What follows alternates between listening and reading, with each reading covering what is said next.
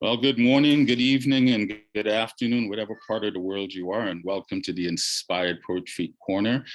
This is a monthly recital that's held on the third Sunday of each month, and it has become the poetic service of the third Sunday of every month, where poetry becomes the religion where we come and share openly and with loving ears and hearts.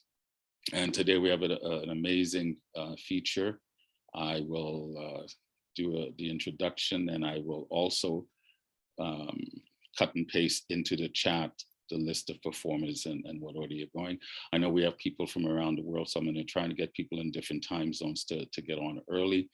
You know, like my friend Alexandra, I think it's 5 in the morning, or now after 5 in the morning, although you might be getting up now. There's other people like my friend Yanny, it's I guess it's almost 10:30 where you are. So once again, 5:20 in Greece. 5:20 in Greece is, yeah. So what I'm saying is that I'll try and get everyone else early on. And if you do have to leave because it is your bedtime, please do not feel bad if you have to leave. I will do my best to make sure everyone is spotlighted. Hopefully Zoom is acting accordingly today. So if we're ready to go, I invite you to sit back, get comfortable, whatever your beverages, have your poems ready, but most importantly, just ready yourself to enjoy the next couple of hours of us being together and sharing openly. So today we have the distinct honor of featuring someone from where I was born, from the island of Trinidad and Tobago. But before I get into that, the genesis of a poem for me is usually a cluster of words. The only good metaphor I can think of is a scientific one, dipping a thread into the supersaturated solution to induce crystal formations. I don't think I solve problems in my poetry. I think I uncover the problems. Margaret Atwood. And I started with that poem because every time I hear this woman's poetry, I always feel like I'm getting a commentary on life. Today we have the honor of featuring Angie from the island of Trinidad and Tobago. But Angie is an interesting person. She's a mother, a wife. She simply just loves to create, whether it's moulding children or making mouth-watering dishes, innovations in her design for clothing, painting, making craft, creative writing. She just loves to create. Angie is a bit of an innovator and an entrepreneur as well. She started her own daycare and preschool, where she helps young ones become leaders through early childhood education. She started a Facebook group called Creations and Beyond that has just blown up over the last year or so. And she's also a manufacturer of children's clothing. This woman is just, her desire is just to create, and to hopefully her creations will inspire others to do the same, into living their authentic self and to becoming better people. So it is my great honor to welcome to the mic our poet from Trinidad and Tobago, Angie. Good morning, everyone.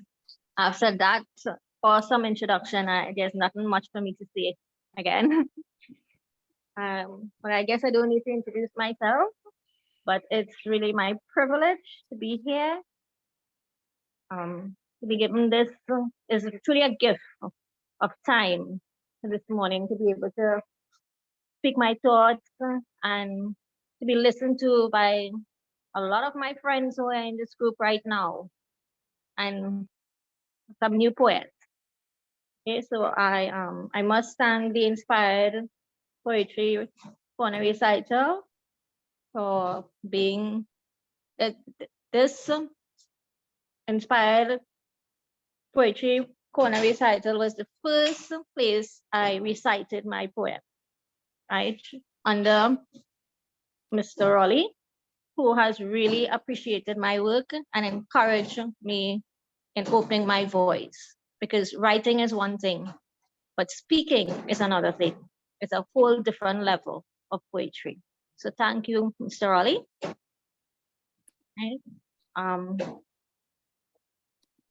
so my poetical journey is fairly new. It's just about a year and a half that I've been writing. I've written hundreds of poems. So I don't know if you all want me to get into it now, or Mr. Raleigh, you have anything you want to ask before I get started? Nope. Just you Okay. can start reciting, and then we'll Start ask questions. reciting? Yep, and then we'll ask questions. I know you, Angie, before you start, I know you're nervous. Ladies and gentlemen, this is the very, very first feature of any kind. So she's nervous. I always tell people, embrace the nerves. Nerves lets you know you're about to do something important. So just let it fly, and then we'll ask questions afterwards. Okay. Just enjoy. Okay, so I'm going to recite the third poem I ever wrote first, okay? It's called The Forgotten Language of Creation.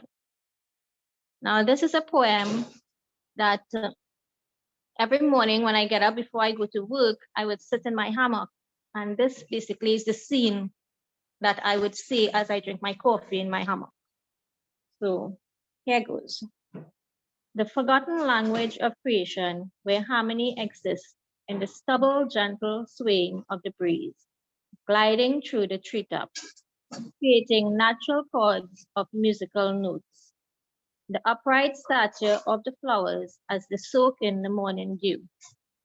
The buzz of the worker bee as they flutter from flower to flower, ensuring procreation of all flowering plants. The whistle of the blue jays sweetly giving their morning greeting of light and love, peace and harmony.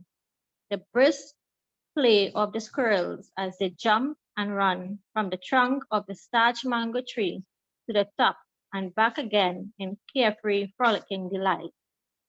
The scent of the lovers as they sit in silence, basking in the morning sunlight, immersed in the aroma of their morning coffee.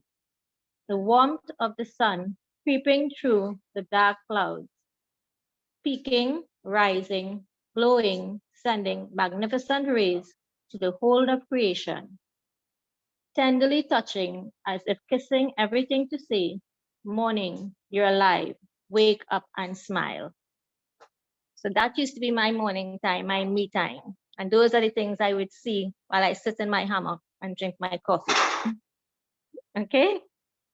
So I'm trying to do different types of poetry because I write differently. Sometimes I write for different groups with prettier prompts. Sometimes the words come from inside me.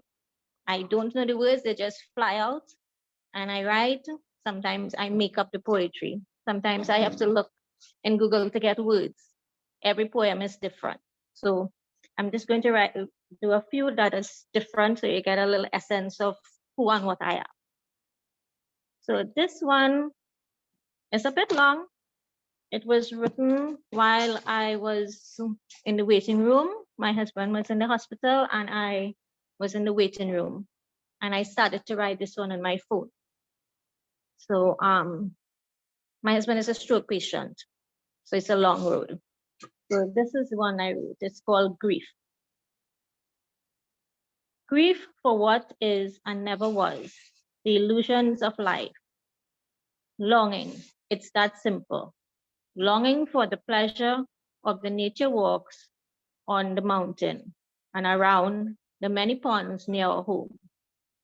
Hours spent looking at the beauty of nature, the fields of purple flowers nestled in the shade of the gulab jamun trees, orange cutlass flowers in their watery beds surrounding the alligator pond, the shining light where the eyes of mother alligator kept vigil of her young ones while searching for food between the lilies on the pond, the whistling of the blue jays on the tops of the trees, throwing the line in hopes of catching a tilapia or two, the excitement of the pull with the bite on the line, breathing in clean, fresh air infused with the aroma of the guava as they lay encircling the grove of trees, gathering different varieties of flowers, purple, yellow, orange, white, and blue to decorate our home.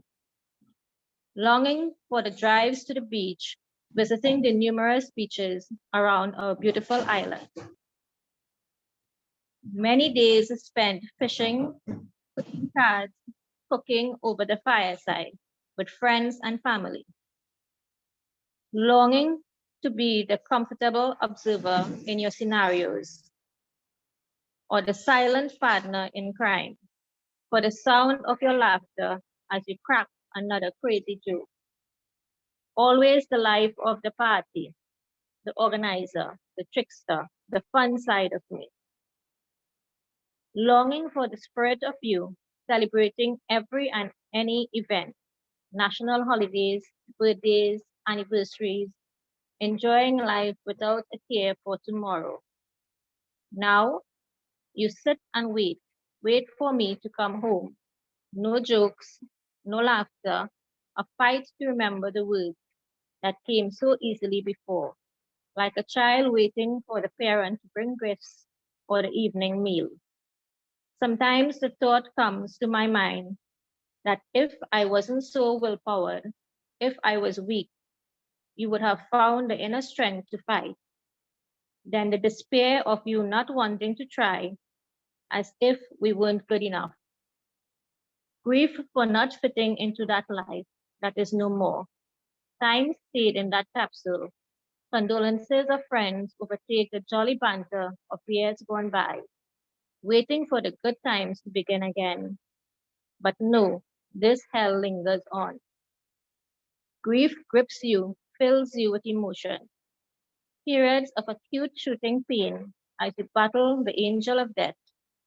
Relieved to be able to breathe again as you revive. Battle one, ongoing circle of your life. Grief for dreams never realized, plans made, left unfulfilled. Waste of the many talents and abilities you possess. Your way with words that can make people believe anything you say. Your love for cooking, which allowed you to create delectable dishes loved by all. Miss the parts of you that gave life to me. It's in my nature to be busy at all times. You stopped time to share the true essence of life with me. You always believed in me. You pulled me out of my dark corners, showed me the beauty in all nature. Back when your heart was pure, when you weren't afflicted with sickness, even when I didn't believe in myself, you would say to others, she will do it. Don't worry. And I did. You were there when I needed someone, whatever your reasons were. Sorry, I couldn't be the way you wanted. I couldn't be your dream. I was always my own dream. You followed my every dream, forsaking your own. The end. It was a bit long.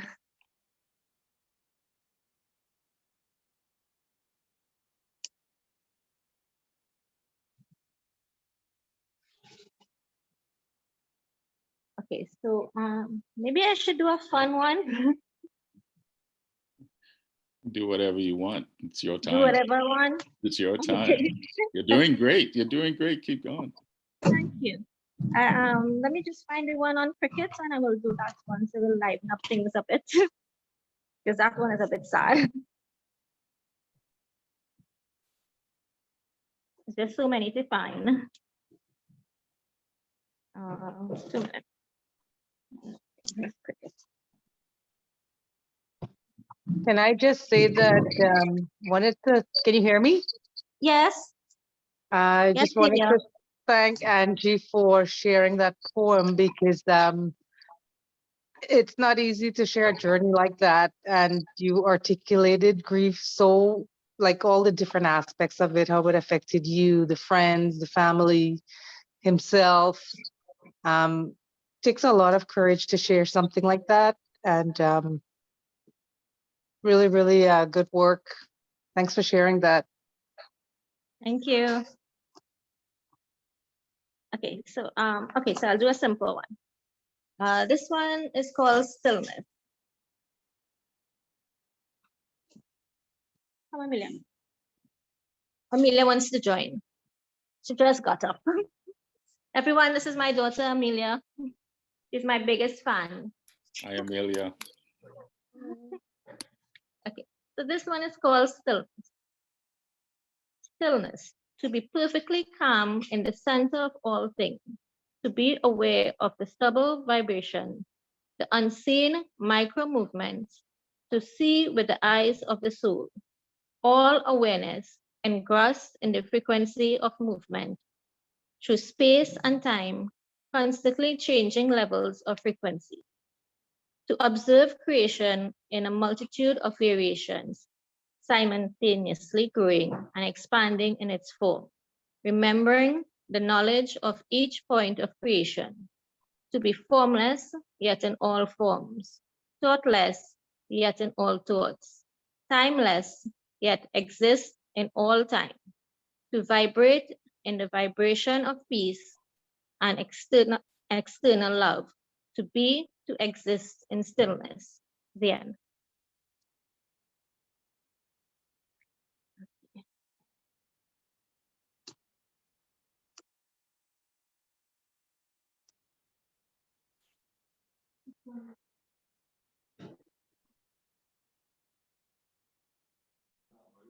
Okay, this one is called I Will Not Go There. I will not go there, will not fall into the trap, not thinking of that experience, fall into that bottomless pit, into the fires of hell, the endless cycle of evil, trapped into being exploited, thinking capsuled in time, or never-ending helplessness that rages throughout my body. Experience has taught me fortitude. Bottomless pit's only salvation is going upward. The strength is forged. Fires ignite the flames of passion. Hell is one's own making. Endlessness craves change. Cycle of life changes. Evil as evil be, without thought, does not exist. Being is guided by feelings. Capsules are broken. Time is a healing concept. Never ending is strength. Helplessness is no longer here as the fires rage on. Throughout my being, I am strong. My body a mere instrument to be played. I will play this instrument, not be played by others. Go where best serves me. There will turn into my stage. The end.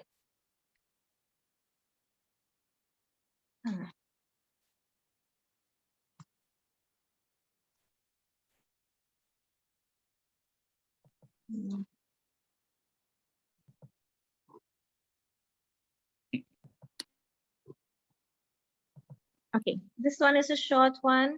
You just let me know if I'm running out of time, okay? You're good. Because I could read on and on. Okay, this one is called You Came. You came, I'm slowly coming back to life. Worlds open, dreams renew, excitement begins. This is life. Under your watchful gaze, I see only you. Time, non-existent, no light, no dark, only your presence felt. The vibrance of your presence glimmers as a soft glow. Confident in your security, I lift my head and open my eyes. The light within shines through, clearing the darkness out of my mind. Visions of lost desires are rekindled. I am free to dream, free to be me. My muse is here. I can do anything as the thoughts flow. The possibilities are endless. Life is renewed. Thank you.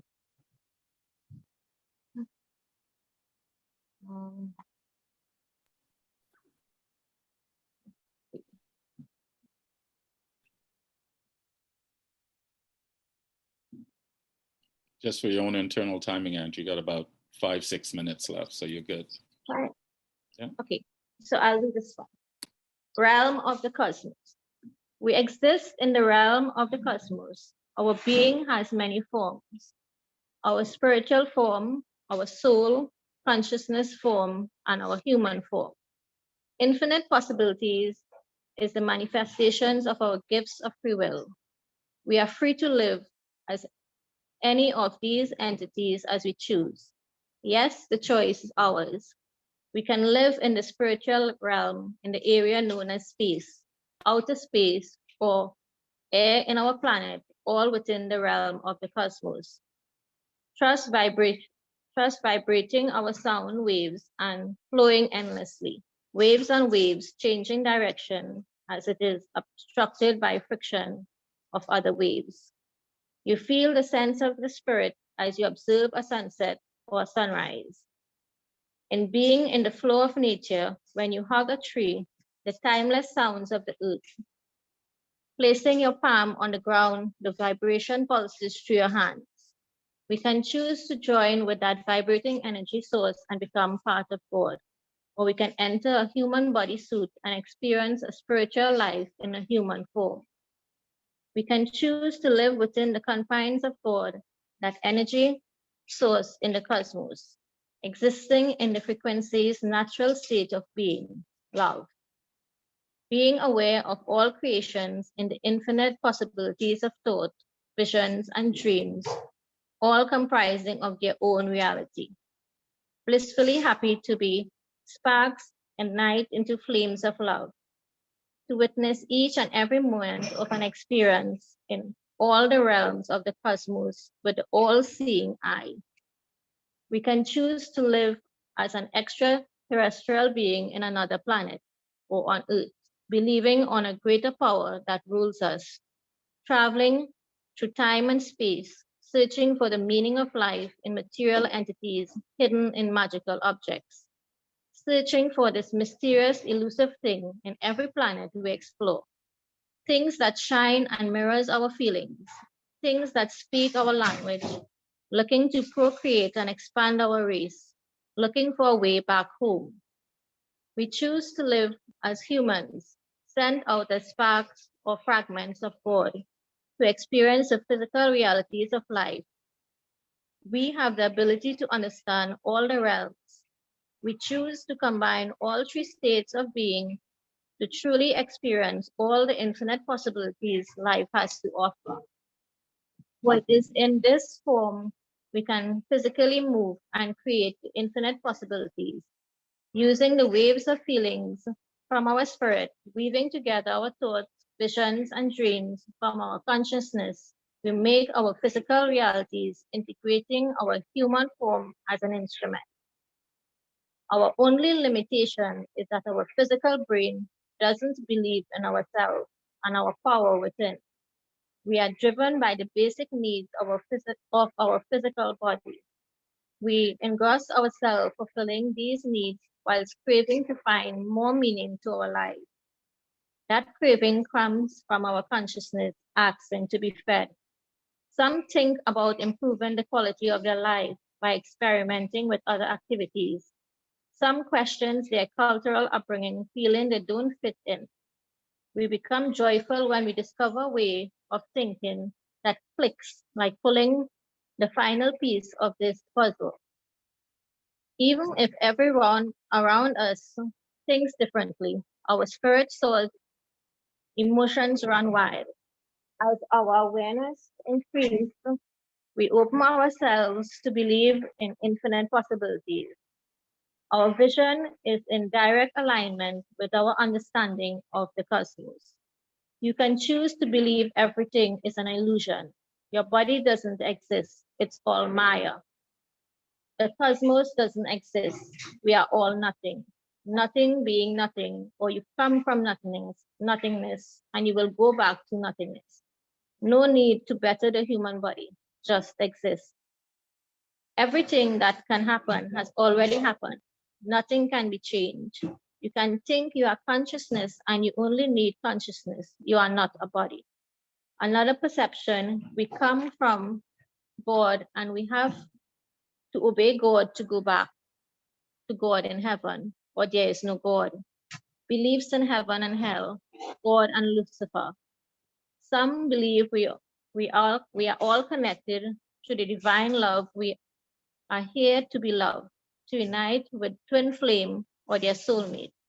Again, many believe they are here to change the world. Yet there are others who hold no such belief and don't know why they exist. The choice is yours. You can choose to be a spirit, you can choose to be consciousness, or you can choose to be a combination of all three, working together to become the greatest thing ever existed within the realm of the cosmos, a human being, having the full experiences, utilizing all emotions fully, exploring every feeling through the infinite possibilities of thoughts, visions, and dreams, creating and performing the greatest show in the cosmos. The end. That was a deep one.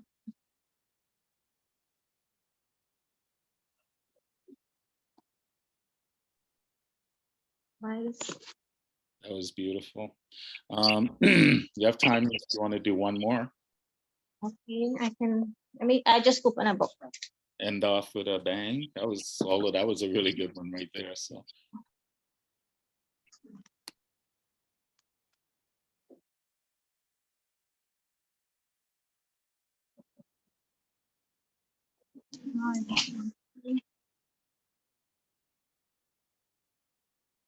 I got the cricket one. Okay, good. The games we played out on the yard, pelting the ball, praying to hit the wicket, swinging the bat in the hopes of touching the ball, skying it upward in the air, spreading through the hand, tying it upward in the air, spreading our hands as they missed and fell on the ground, running to the wicket before the ball hits hoop. The game of cricket, played by two, played by many, to be part of a team, every player with his own role, bowler, batsman, wicketkeeper, fielder, umpire. The thrill and excitement at every stage. Following the ball. Who has it? The bowler, the wicketkeeper? Did the strategy of the batsman win? Is the fielder flying up in the air to catch the ball or rolling on the ground, the ball secured in his hand? The aches and pains hidden through victory with a smile. The comradeship, the fun, the sense of belonging, the shouts of hit it, run, catch the ball, or you out, next man. Heated discussion of he out or the ball did not touch the wicket. The feeling of the sun gleaming down the backs of the players, the water breaks, the changing of the team, the batting team and the fielding team, changing their strategy, implementing new tactics. Game on. Both triumph and defeat near. Commentary chatter. Wasn't that the best batting you have ever seen? Which player got bowled out of a duck? Who scored more runs? How many sixes and fours did you see that? The excitement of the game. The end. oh my gosh. Try to do a fun one. You After all the big poems. use cricket as a metaphor for life. I love it. Guys, unmute and show us some love. What a fantastic reading. Oh my God. Wow. Angie? That's beautiful. I think I saw waiting room. Oh, TA made a comment of philosophy poet, right. consciousness poet. How do you feel right now, Angie? Oh, I'm happy. I could read more. I'm so comfortable. I feel at home when I'm in these groups. Yeah. Honestly. Thank you for sharing your work with us. Yes. I write for many different genres. Mhm. So it have a few more genres, but there's not enough time. So maybe as we continue with other recitals, you all will hear it. What other genres do you write? Well, I do have love poems. I have poems fixated on different, like you write about different objects. You write about a flower, metaphors, different things. But I love the soul poems. I'm gonna speak for the group and call for an encore. You get to do one more. One more? One more. What kind do you want? What does the crowd say? What does the crowd want? A love poem, another consciousness poem? Can we have a poem from your daughter? From my daughter, We'll keep trying to get she her on. just wrote about 3 poems. And the big one, I was told that to bring some of her paintings. So the big one she paints. This is one of her paintings. Nice. Nice. That's beautiful. Beautiful. Very beautiful. It's really nice paintings. This is just one. That's her poetry. Oh, there's another one. Yes, this one is a lotus flower.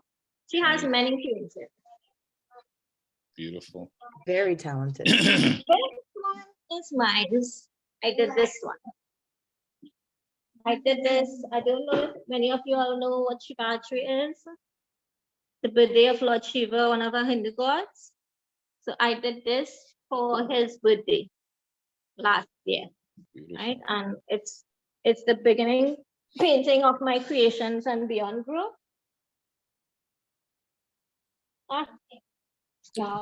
Well, it's funny when you were reading that this one you're showing fell off and hit you on the shoulders. To me, Oh, it was wow. the universe. Well, it was the universe saying, "Keep going. You're doing a This is great job." basically the different planets. Yeah. Beautiful work. And this one is a picture for our Creations and Beyond's profile. Nice. So this one is mine. Nice. So, but she does a lot of different work. She does not write poetry, but she paints a lot. Well, her poetry is painting. Yeah. Yes. Comes out And of it. I use her paintings to do my writings, and I post them on Creations and Beyond. Beautiful. And everyone here is welcome to join Creations and Beyond and post your wonderful work. Okay, so you can do one more and end off. This is your encore, Angie. Okay. I just have to find one. Many books.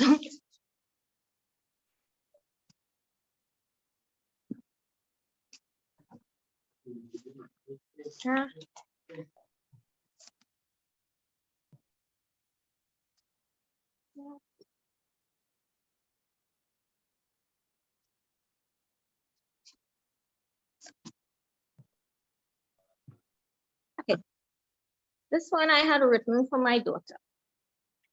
So it's called Right Here Waiting. I'm right here waiting. When you are lost and alone, look back and you will see me. When all roads are exhausted, close your eyes and see me. I am right here waiting, waiting for you to remember I was here at the beginning. At all your first, I'll be there till my end. If you choose, I'll be walking along with you hand in hand. The bond we share can never end. The light may dim, but never disappear. Lose the thoughts and let the feelings flow. I judge not all the vibe you send. I'm right here waiting. My message is clear. Whatever it takes, you will see the signs. Codes etched in time. Return and rest your weary head. Tomorrow is a new adventurous day.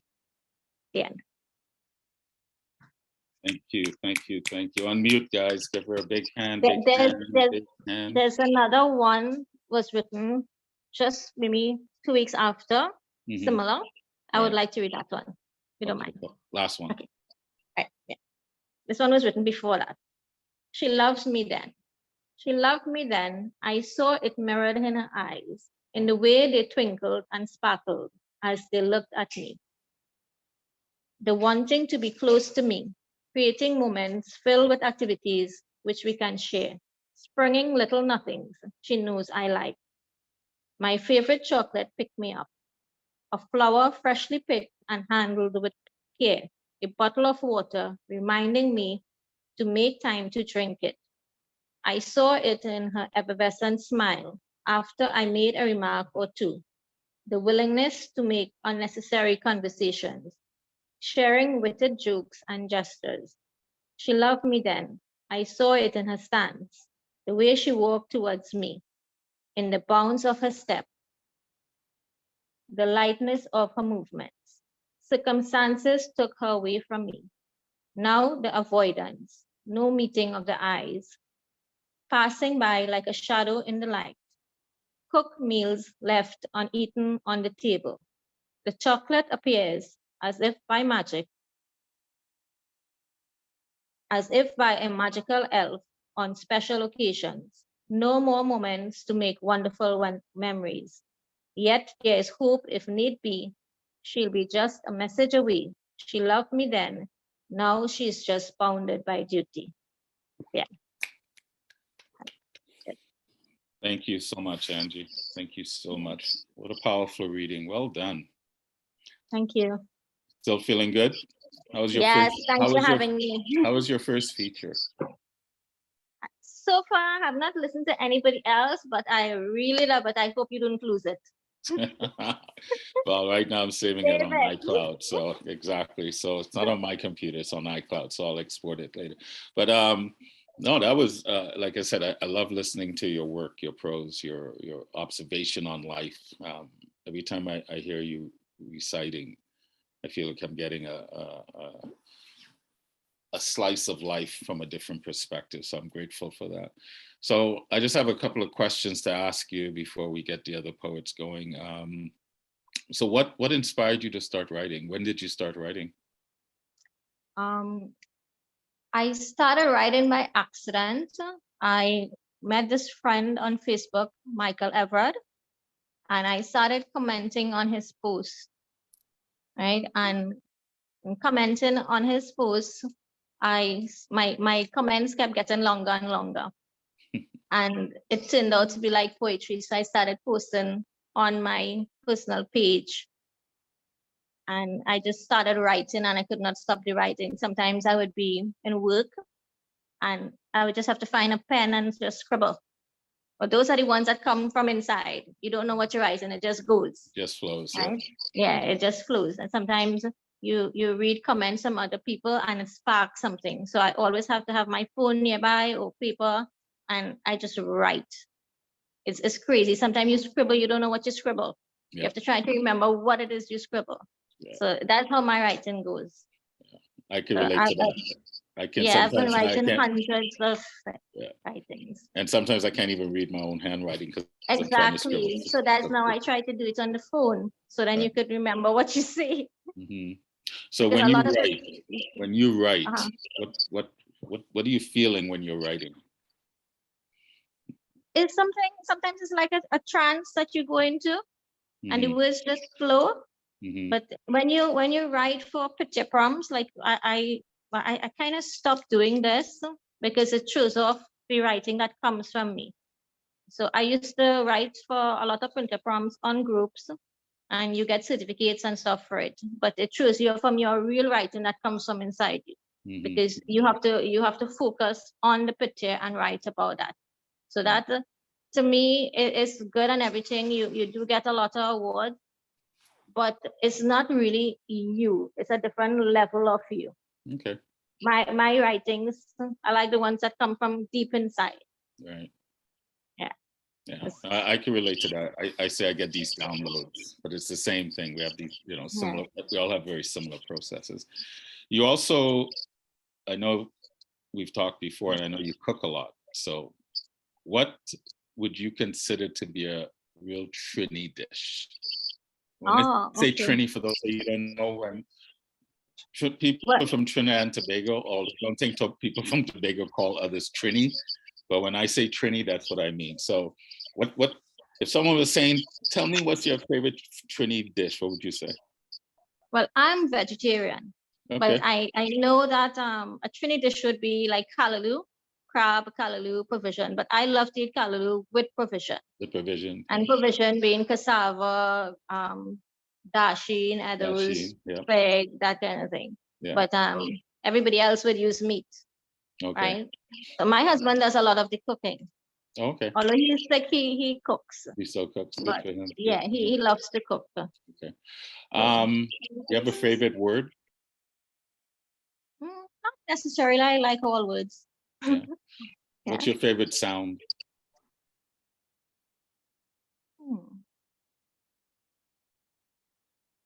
I would think would be the early morning when you get up, the first sound you hear. Yeah, exactly. I love to listen to the Blue Jays on the mornings. Right. Yeah. Other than Trinidad, is there other part of the world you would like to consider living, or? I love Trinidad, but no, I just love Trinidad. You just I've love- been to the States, but I love Trinidad. Right. I'm not about where I am. I'm in this stage of my life. I'm about who I am, not where I live.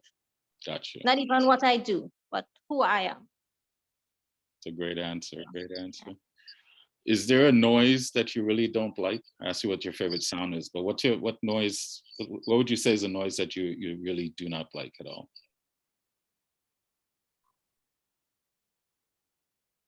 No idea. Okay. Just don't have to have an answer for it. I'm just trying to get you. I ask these questions because I think a lot of times we ask traditional questions. I like to ask questions to give people a different insight. And for those that are listening, for those that don't know Angie, I invite you to reach out to her. She's very welcoming, and get to know her. One of the things I love about this recital is the way people connect, just like I'm sure with other venues as well, bringing people together. So it's a great opportunity for us to all connect. I'll ask you one last question before we move on. Okay. If heaven is real, if heaven does exist, not real, and you're approaching the pearly gate, what would you want God to say to you when you get to the pearly gates?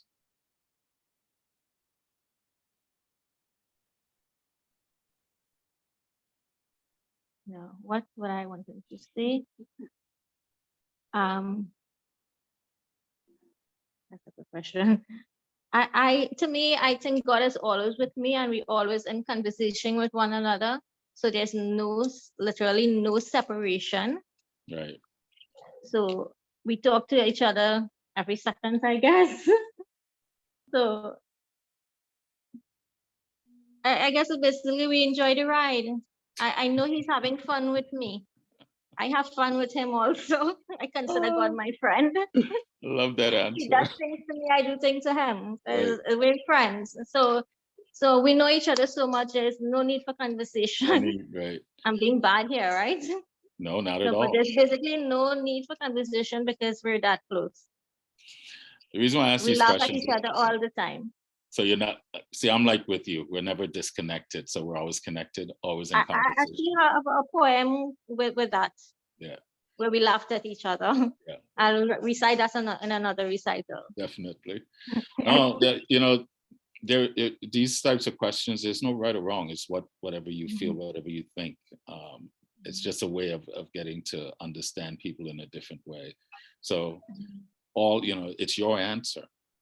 Right. I don't have a canned answer. Oops, sorry, she didn't No.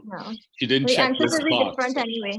Exactly. Everybody's answer would be different. Yeah. Everyone's answer is going to be different, and that's the beauty of it. So anyway, Angie, I wanted to thank you so much. Thank you so much for coming. Thank you so much for coming into my life how many months ago, and over the little bit of time we've getting to know each other. I enjoy our conversations when we have them. And thank you for honoring us and being, this is your first feature here at the Inspired Poetry Corner. And it's been an interesting journey. You were there when we first launched this. I don't know, when was it? December last year, I guess. I can't even remember now. So, and now to working with you and doing the open mic for Creation and Beyond, I'm just grateful for your friendship. And more importantly, like I said, every time I hear your words, I always feel like I'm getting an insight to life in many different ways, whether it's spiritual, emotional, mental, and even physical today with your cricket poetry. So because to me, sports is just a microcosm of life. So I love the fact that you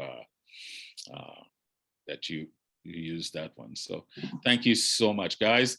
Unmute and give us some big love, please. I just want to say thank you, Raleigh, because you brought out my voice. My friend Michael Everett brought out my writing, and you brought out my voice. So there's two people I'm forever thankful for. Oh, thank you so much. I appreciate you saying that. I just opened the door for you, my friend. You're the one that walked through, and you didn't walk through, you kicked it down, and it's just, I do. One of the reasons I started this back with Richard I don't know, like I said, I think it was December when we did the first show.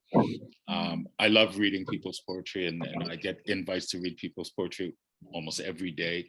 Can't read them all, can't always comment on them all, but reading is one thing, but then speaking it and hearing the poets that pen these words and hearing their voices brings it to life in a different way. So yeah, thank you.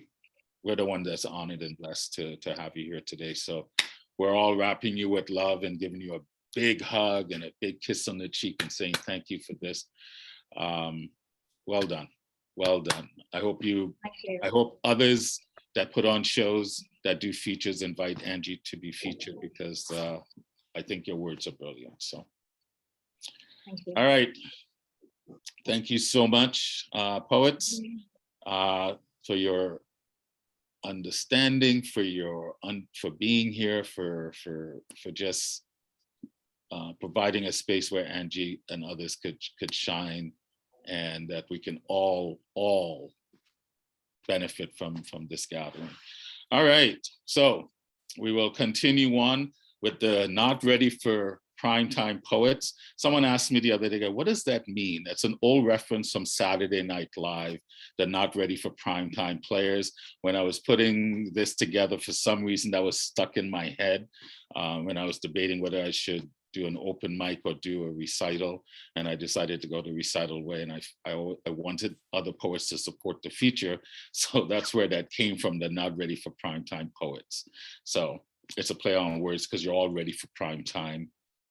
Like I said, many of you have been reciting for a while, some of you are still newer to it, but ultimately it's about us sharing our poetry and supporting the feature act of the day. So, all right. I will call upon my good friend from Greece. It is now what, 6:05 Monday? No, what time is it? 6:05? Afternoon, PM. Afternoon, yeah, something like that. In Greece, I will ask Alexandra to take the mic. If you are unmuted, please mute yourself. I'll double check, but Alexandra, let me just, you should be able to share screen. Hold on one second.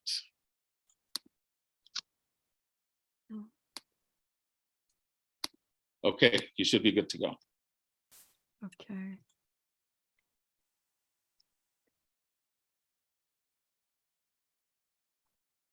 So you can see the graphics going by? Yes, ma'am. Okay. Flying 3 from the Flying series. Happiness is flowing. Happiness is flowing to me. It's okay, there is happiness even in pain. There is sense even in losing it. Even if you have fallen from earth all the way down to hell, you know that the way up is always open, and you hope and you know you can make it. You will make it higher, even higher, all the way up to heaven very soon. Higher, even higher, all the way up the path of the sacred marriage. Higher, even higher, all the way up into all that is us, into all that is our magical world, into the highest love and pleasure, into the highest soul and body union, into supreme happiness, flying home, unique to us, all visions becoming reality, all dreams coming true more beautifully than you ever imagined. Being there, just trusting, just knowing, so surely, so softly, so gently, so sweetly. Happiness is flowing in. Happiness is flowing in to me and my soulmate and my family and my friends. The erotic flying is flowing in. The spiritual flying is flowing in. The flying of health and beauty is flowing in. The flying of prosperity is flowing in. And you wish everything was perfect from the start, and everything is not perfect from the start. and everything becomes perfect through the journey, and everything becomes perfect because of the journey. Higher, even higher, into higher perceptions, higher, even higher, into higher vibrations, into higher levels of fulfillment and enjoyment, experiencing, learning, evolving, renewing, flowing together, in and out of the darkness, in and out of the light, in and out of disconnection, in and out of connection, in and out of the magic, in and out of the magical world, ebbing and flowing, balancing on the waves, preparing for each other, maturing for each other, so sensitive, so strong, so special, still on our path, always on our path, everything part of our path, higher, even higher up our path,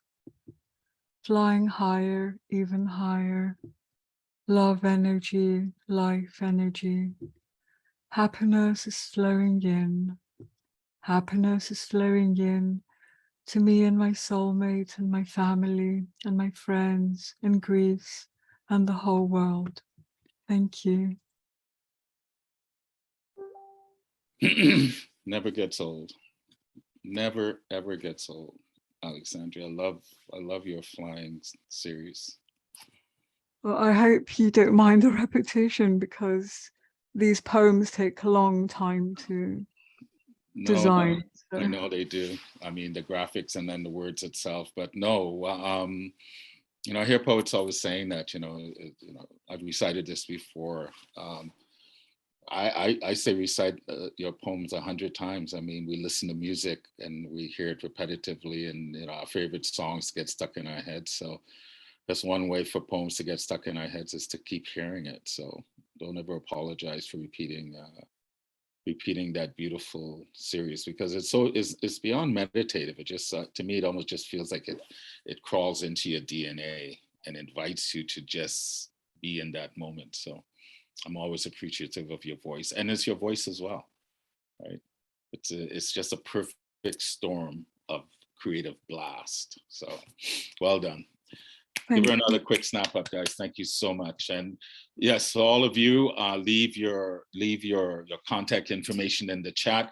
Angie, I invite you to download the chat and see the brilliant and beautiful comments that your fellow wordsmiths took the time to put in the chat with regards to your future and your poetry. So maybe later today you can open it up and just see what others have to say. Okay, up next, my friend Yanny. It is, I think, 11:12 where you are. So this is late for you tonight. So thank you for being here. I just read all the comments. Thanks. Oops. Sorry. Hold on a sec, Yanny. I know, and I was just muting because I was getting ready to have you on. Angie, unmute yourself and say what you were saying, please. Yeah. Thank you. I just want to thank everyone for all the wonderful comments. I just read them. Okay. Thanks very much for the support. Thank you. All right, Yanny, the floor is yours.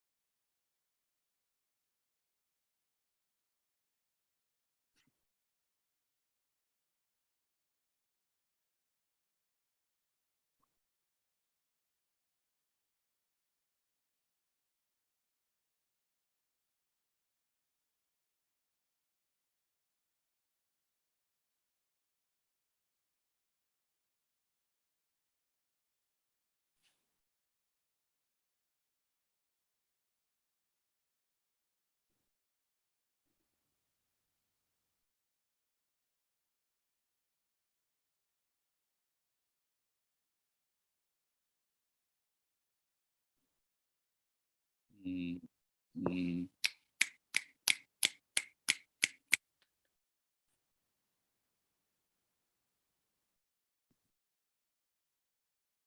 Yes, please. Yes, please.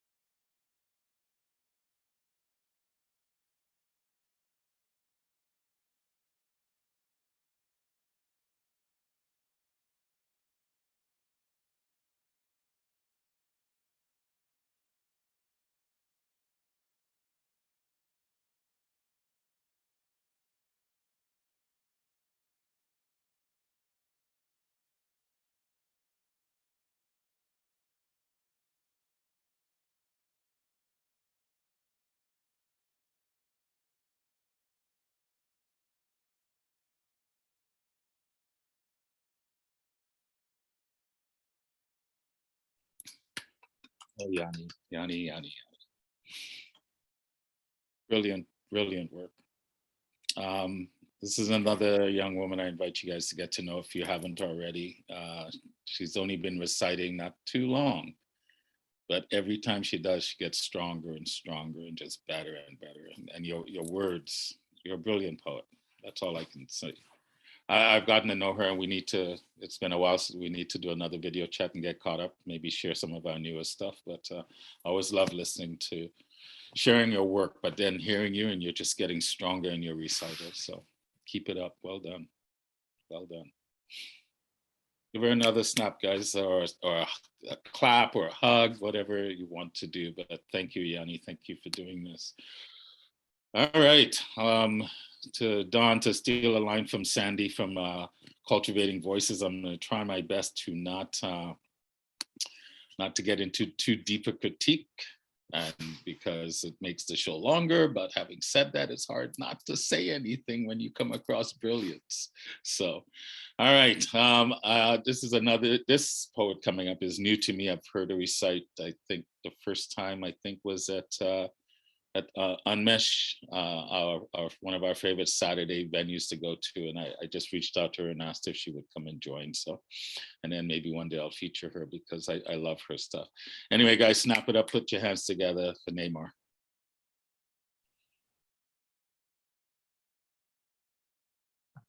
Hello, everybody. Okay, I'm going to share two poems with you today. The first one is part of my newer collection, and the second one is from my book, which is being published on October the 3rd, available at Waterstones and Mica Press. So the first poem is called What Now? How should I now proceed, having bitterly swallowed and guiltily purged the butt ends of life's jabs and aggressions, when the river has shallowed after the baptism of deeds?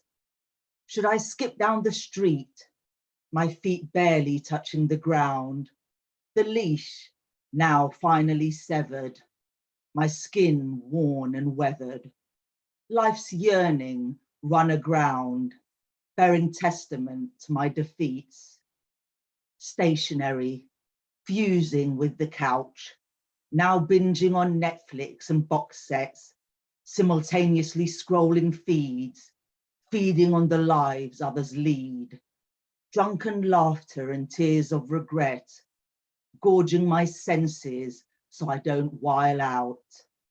How then will my days be spent? Regurgitating the error of my ways, hindsight's smug whispers breathing heavily in my ear as economic crisis chokes the days, direction where none is evident.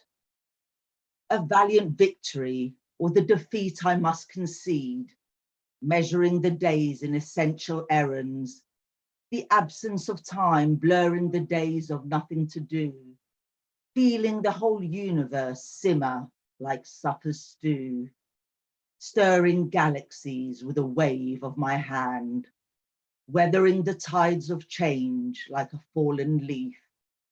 Guffawing, is that it?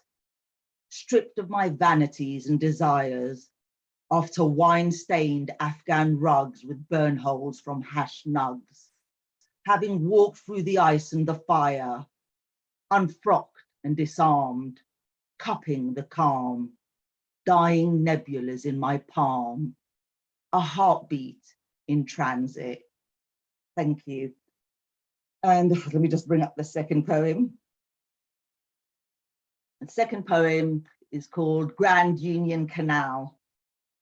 Crisp sunshine in October, the shadows maintain their cold and the open expanse embraces the light, bubbling flares of midsummer merriment.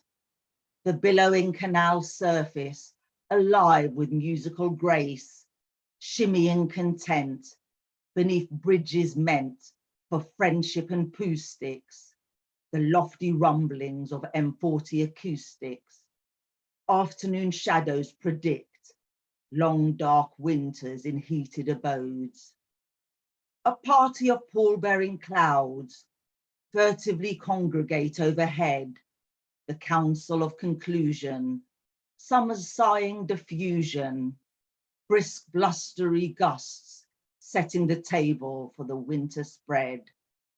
Islets of weeping willows wheezily whipping in the breeze, the snatched voices of autumn conversing on the air, circus-top barges that flow with the fun of the fair, al fresco dining clinking, leafy lament beneath the marquee. Feral foliage pushing back against the paved path, a doily thrill of malachite leaves that recalls family mallow pickings bountiful halls, prepped and seasoned with North African craft. The threat of winter bluntly invasive, urban hibernation in the wings, the furlong farewell summer sings, melodiously familiar and plaintive. Thank you.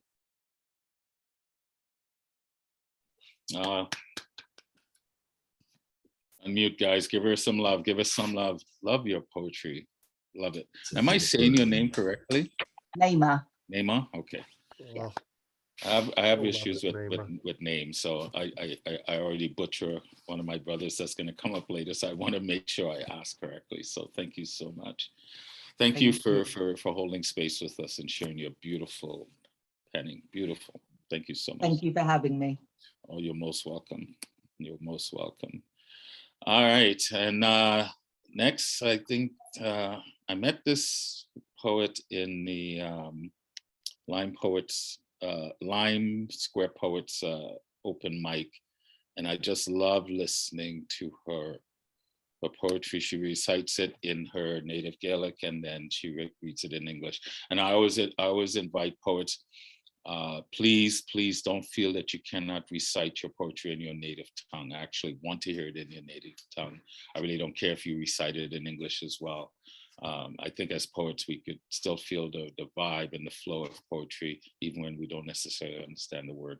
But she does both. Anyway, I had to go on Google this morning to see how I could pronounce your name. So it said, pronounce it KT. But maybe you could tell us how you actually say it in Gaelic. But put your hands together all the way from Scotland for KT. Thank you. Okay.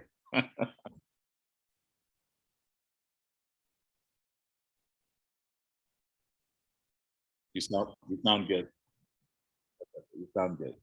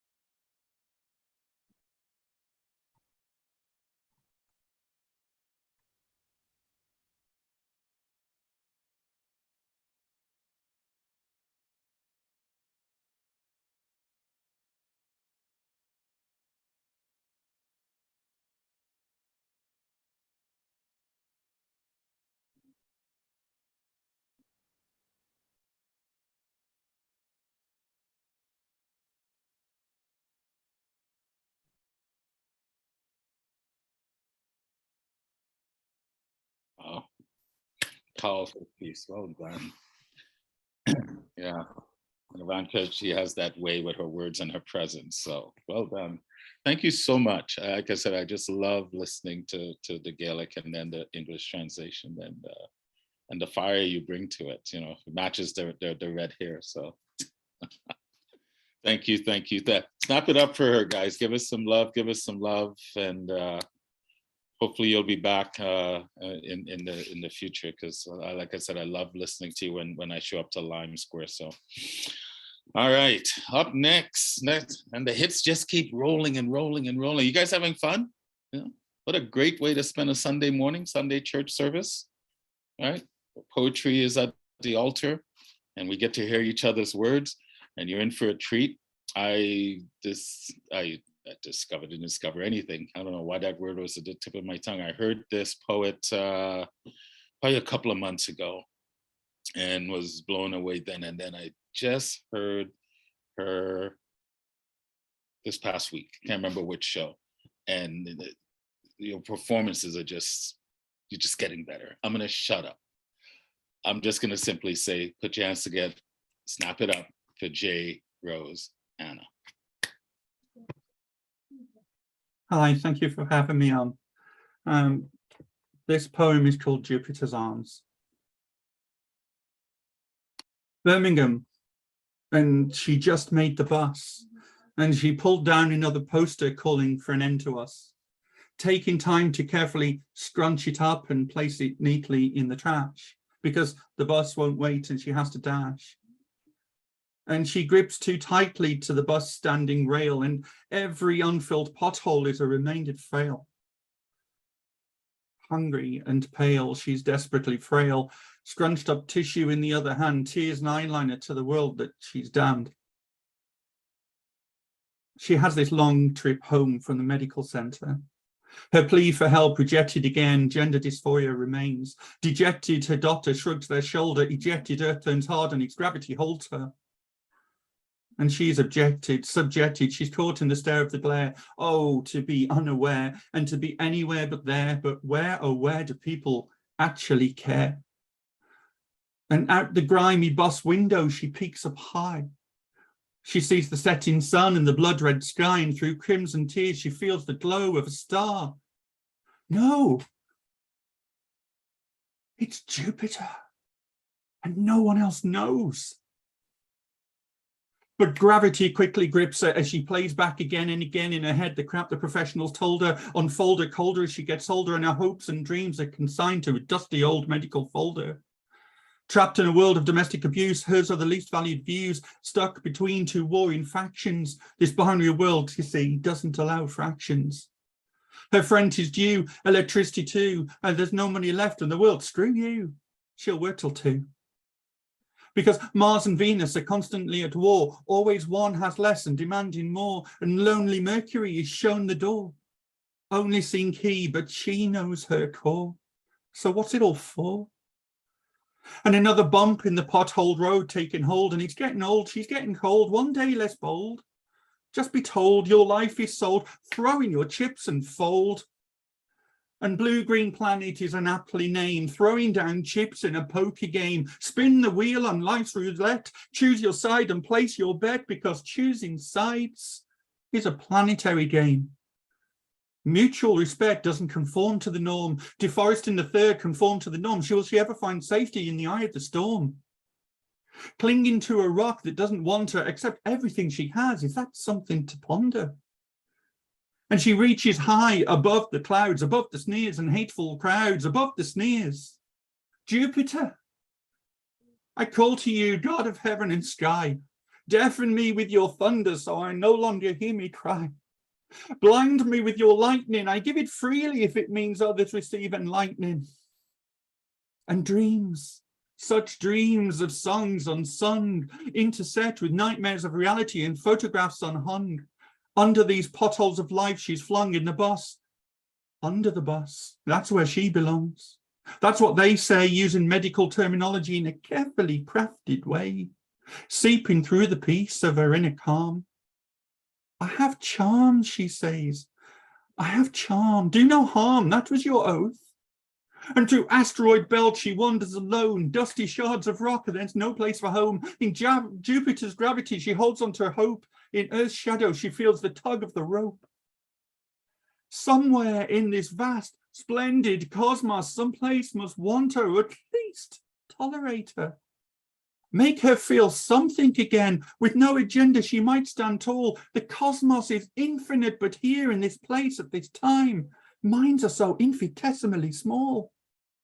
And her back's against the wall, because if she doesn't find the wrench she'll fall, and there's no one to call at all.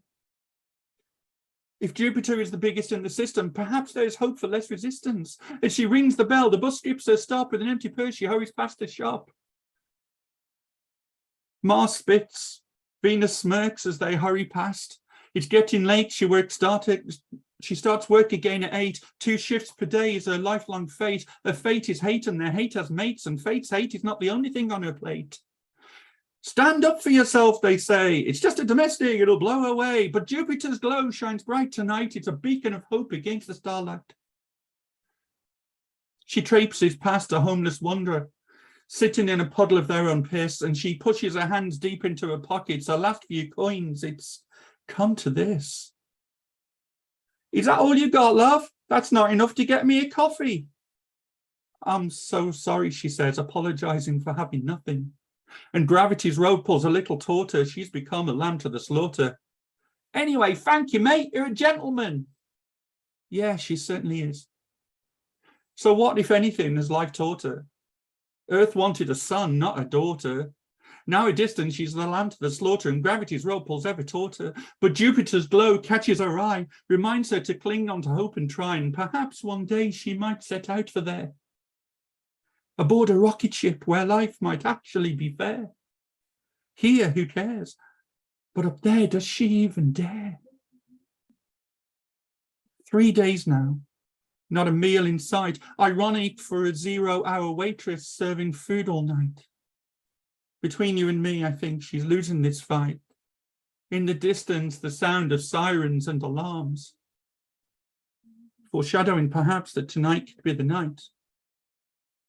Falling, she calls for Jupiter's arms.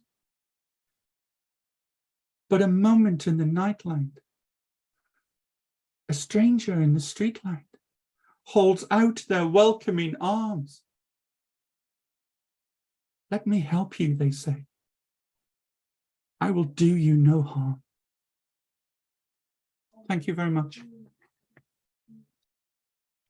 Oh my word. Yet again. Wow. J. Rose. That was some powerful storytelling. J. Rose. That was some powerful storytelling. That was some beautiful storytelling. It's Wow. not just the words, it's the performance, it's the passion. Yes, yes. It's everything. the story Yes. of using the universe as a Yes. metaphor for life. And Such a delight. So many there's a levels lot of of it. Oh, jeez. There's no element of that was not brilliant. No. Oh my. Are you going to do poetry slams, or have you? Or I've got one coming up in September. okay, And it's in England. It's the Cheltenham Poet. It's called Peaky Barders, and it'd be my first proper one. well, I heard the other day you only just started reciting, and it's like you were meant to do this. Oh, bless you. Thank you so much. Who you are, who you choose to be, you were meant to do this and be you. Fully be you. Damn the torpedoes, because oh my gosh, you're a talent. My Lord. That was epic. Well done. Well done. And all the other poets, we have to stop going, oh, how can I follow that? Do you? Because this is what, when I see you, Jay, that's what the reminder is. Do you? Right? So thank you for living boldly, and thank you for being courageous and navigating through all the nonsense to be you. Because that was, I just love listening to you. Thank you. Thank you. All right. Give us some love, guys, before we move on. Give us some love. Give us some love. That was beautiful, beautiful. Excuse me. Okay. From one next amazing artist to the next, from originally from Jamaica, now from the island, not the island, the country of Germany. Our friend and first time reciter here at the recital, Jennifer. The mic is yours, Jen.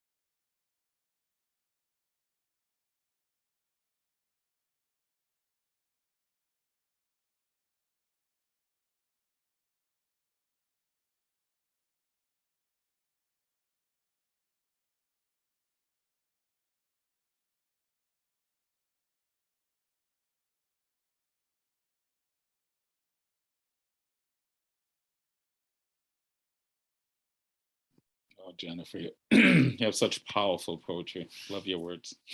Thank you. Unmute, guys. Give us some love. Give them some love. Snap it up. Yes. Yes, please do. You know, Yours is for a story. you know, for a That's lot of beautiful. us storytellers, this is not our day job. So it takes a lot of courage to come and share, even if it's online. So I always encourage, please unmute and snap it up and give them love, and then unmute and then mute yourself. So thank you, Jennifer. Thank you for coming. First time reciting here at the recital. So I'm really grateful for you being, and you know, once again, meeting you, hearing you at Unmesh's open mic show Saturday mornings. That's how I came about. That's why I love these shows, because it gives us an opportunity to really connect with people from around the world and cross-pollinate. So thank you for honoring us this morning. And the smile, look at the smile. Oh, my sister, well done, well done. All right, up next, like I said, the hits just keep rolling on, and I keep calling him the professor. I still don't know if he really likes it, but I think he does. I think he does, because he smiles every time I say it. He tries to tell me he's not a professor, but you know, the reason why I say that, because especially in the world we live in today, I think our teachers need to feel more love, whether you're teaching in primary or high school or in you know, in the hallowed halls of academia. We seem to have lost. We've lost some respect for teachers, and so this is my way of honoring. I know there's another teacher here in the room that I will mention more about when she comes up, but all the way from the British Isles, I call him lovingly the professor, the man that just, his words are like that quilt on a pen, it just flows, and it leads you into this meditative trance that just goes, okay, take me wherever you want to take me. Anyway, I'm going to shut up. Ian. Yeah, I'm just dripping off the edge of the chair now after that introduction, Rolf. I'm smiling because I tell everybody that you're Moses. You've got that biblical look about, and when you speak as well, Rolf, you have that biblical aura around you. Yeah. Okay, right. This first one. It was earlier in the year, just at sort of the beginning of spring, and I was walking around town. It was one of those days, the sun was shining, and when you caught it, it was starting to feel warm, except with this kind of gusty wind blowing. And when you're in that, it kind of chilled you. And if you were lucky, you could find a sheltered spot and you could feel the warmth of the sun. And then later, I was sitting in the coffee shop, my usual spot, staring out the window, watching this bit of cigarette wrapper, cellophane wrapper, being kind of blown gradually across the pavement and then stop and start. So of course, that kind of occupied my magpie brain for about 5 minutes. And of course, I had to write a poem about it. And it's a sonnet number 50, to a feckless wind. A cast-off remnant of cigarette wrapping scrapes across the pavement outside Cafe Nero's. The sun is warming when allowed to stand still, but this feckless wind picks up here and there with a mean-spirited chill, blowing grits in your eye, toying playfully with that cellophane wrapper, which is slave to the spiteful whims of any passing breeze. Thanks. So that's that one. And second one is, I'm not sure if you know, I've come across Japanese novelist Haruki Murakami. He writes sort of rather strange twists in his plots. Quite often, it's quite a sort of surreal settings that his characters get into. And this one was, I was reading this novel, about 3 years old now, 1Q84, in which the protagonist somehow slips into this parallel world. It's exactly the same as the normal world, except you notice there's 2 moons instead of 1 in the sky. So I try to imagine, in fact, the poem is called Imagine a World with 2 Moons. There's a bit of a twist at the end, I think. Imagine looking up at the sky, night sky, to see not one, but two moons hanging there in plain view against the cold black of midnight, star-pricked and spangled right there in your line of sight. A treat for the dull, jaded eye, but a little disconcerting, truth be told, to see there with the old familiar yellow orb, its shadowy sister tinted with a blue-greenish hue, peeping out behind its older sibling satellite. Imagine your senses trembling with excitement, bemused by this peculiar vision in front of you. A parallel universe lurking like dark matter, suddenly manifesting in your convulsed mind. A little unsteady at first, the wonder of it, the only one aware standing there staring up at this unique event. What would you think? What could you say? Would they look upon you sadly in a strange way, thinking you strangely mad? And as you sway in awe, eyes wide, your senses stilled and numbed, would you feel a quiver deep inside? Goosebumps pricked by a creeping chill, caught in some alien grip, but with passing time, novelty wears thin, becomes passé, then reality begins to bite. You sense a shift in the push and pull of not two, but now three bodies conjoined in conjugal motion, in rhythmic synchronicity. And as the first wave of nausea slides by, the gears of a new reality begin to grind, where you find yourself floating, a castaway on the next rising tide. Thanks.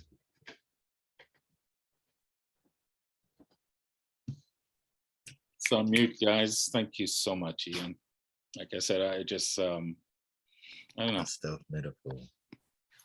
The word silk comes to mind when I hear your readings, and you know, your words are just so powerful, but the voice, the delivery, you kind of remind me of Alexandra in that regards. It's meditative, but yet you don't want to fall asleep. You want to stay present with it. So thank you so much. Thank you so much. Give him another snap, guys. Hug him up, give him up.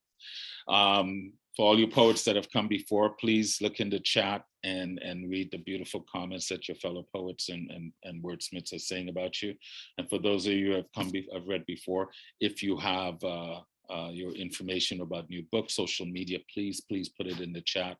And I invite you all to download the chat before you leave, so you can go back and revisit comments, and even if there are critiques with regards, because everything is said with love, and it's about our growing and development. So, all right, up next is the statesman of us poets. I think I ran into Doc in one of the first open mics that I attended on Zoom, and just his wisdom is just brilliant. So I'm going to shut up because I want him to have as much time, and I'm hoping he reads a couple of the pieces that I think we need to hear here in Canada as well. Anyway, up next to the mic, our friend Doc Jennings. Doc, mic is yours, sir.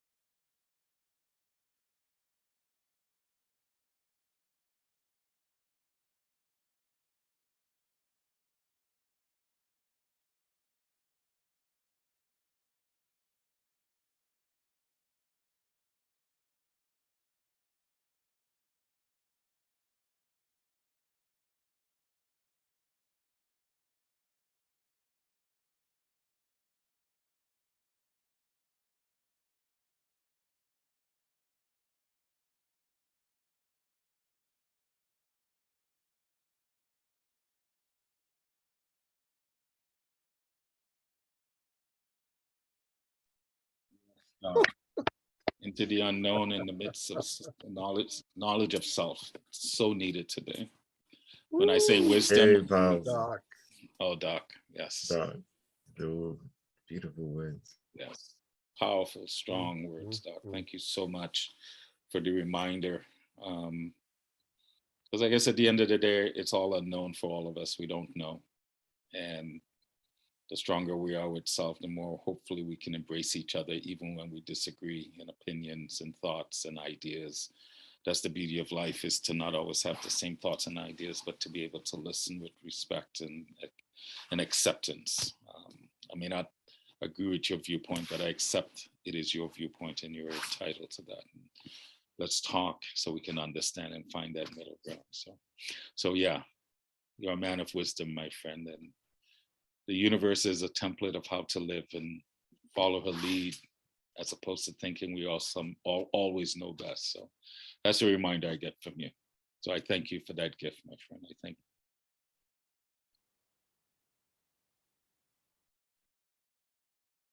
you. Oh, please do, Doc. You go right ahead.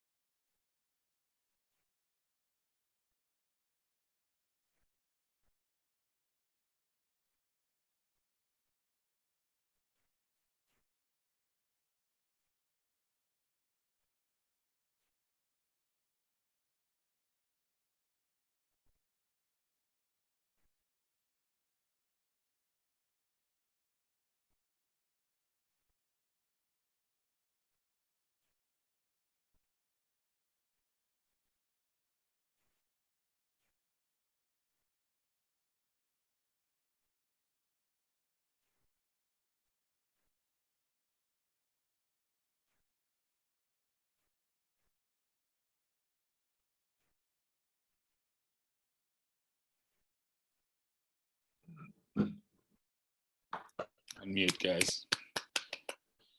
Wisdom. Wow. Wisdom. Poems are always so soothing. A lot of wisdom on a Sunday. Cosmic poet, cosmic, whatever word you want. Yes.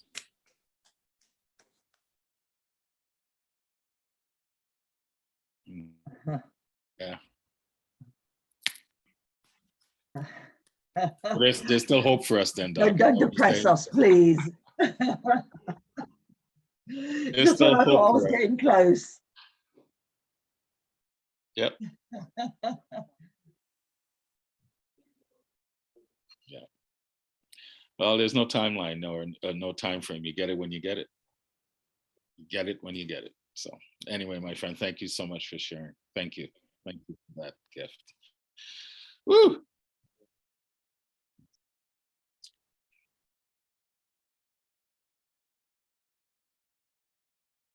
Two and a half hours.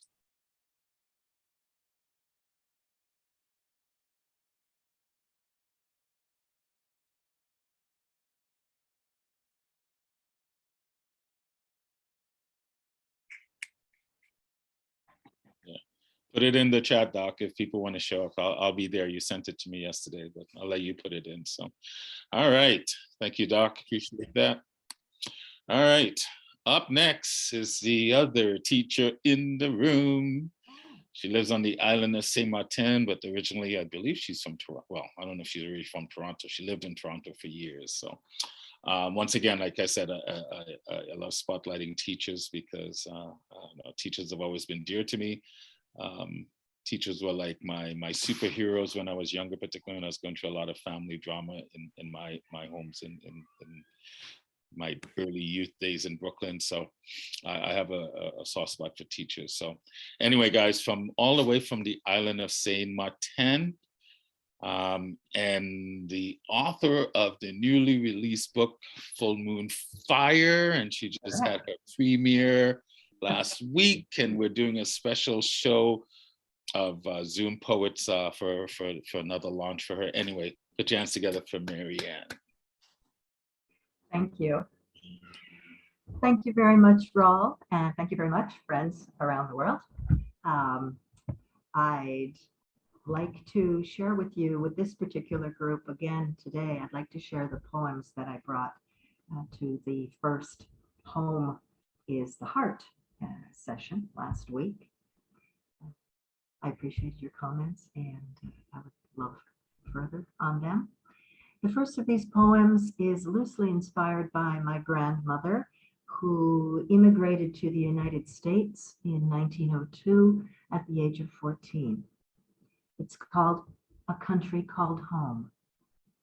She dreamed of a country called home, where every chair has nearly 4 legs. If you sit so still, you can tuck your feet beneath you and build a nest. She dreamed of a country called home, where you can tent your cotton gown around your bent knees and lean forward to sprinkle all the sugar in the world on your soft, warm mustard sandwich. She dreamed of a country called home, where the uncles know their place and keep their hands to themselves. And the sharp-tongued aunts know nothing ever really is all your fault. She dreamed of a country called home, where the blanket is ragged comfort for baby Maria, and the bed is all yours sometimes. Anyway, there's always room for you, corrugated between Nana and the rain. She dreamed of a country called home, where you wear your sister's plaid skirt until it falls in threadbare ribbons, and only then are its pleats braided into rugs or shipped in coarse bundles back to unknown houses. She dreamed of a country called home, where you slide your feet into shoes your brother wore only once, so you don't need to probe the stove for ash to rub them down before the walk to church. She dreamed of a country called home. She dreamed so long and so hard that dreams seeped from beneath her skin. She showered her daughters with her visions, and they bathed in her sight. She dreamed of a country called home, where you sit on the good cushions, ankles crossed, as a gloved hand offers a glass polished with French linen, and you say, "No, thank you, I have plenty." She dreamed of a country called home. Homeward bound, she is dreaming still. Thank you. And the second poem, as some of you will have learned the other night, is inspired by, frankly, a grisly incident of domestic violence here on the island of St. Martin, in which a young carnival queen immersed in a love triangle was gravely injured, and she is fighting for her life today. The poem is Never Forget. You begged me to tattoo your name across my heart so I would never forget you. When I refused, with one stroke across my throat, you etched your rage into that same heart, hands, thighs, and even ankles. You left me, disfigured morsel of flesh, to the pit bulls behind the morgue, where my rust-red fingers splayed your name across the door of a hearse you thought would bear my initials, so they would not forget you. You drove my car across the border while my knees and elbows frayed as they ground against the asphalt strewn with once sequined dreams, to the hospital just across the grassy median. So you will never forget the morning I, your daughter's mother, refused to die.